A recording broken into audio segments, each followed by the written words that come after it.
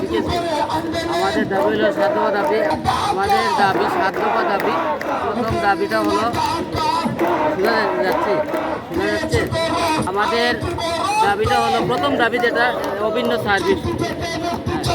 আমাদের দাবি প্রথম অভিন্ন সার্ভিস করতে হবে, আরবি এবং পল্লীবিদ্যুৎ সমিতি এক করতে হবে। ঠিক আছে, এবং যারা চুক্তিভিত্তিক আছে এদেরকে নিয়মিত করতে হবে। তারপরে যারা চাকরিচ্যুত হয়েছে তাদেরকে আবার পুনর্বহাল করতে হবে।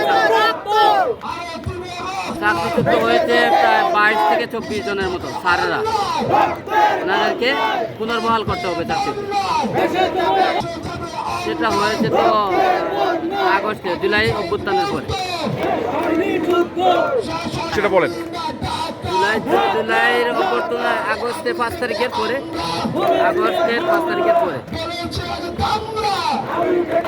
কেন হয়েছে তারা? ওই যে গণ অভ্যুত্থানের হওয়াতে যে শাটডাউন ছিল, আরবি শাটডাউন করে ওনাদের উপরে, স্যারদের উপরে মানে করে। যাদেরকে ছাঁটাই করা হয়েছে এরা কি গণ অভ্যুত্থানের আন্দোলনের সাথে জড়িত ছিল? গণ অভ্যুত্থানের সাথে জড়িত ছিল না, উনি শাটডাউনের, ওরা আরবি বলছে যে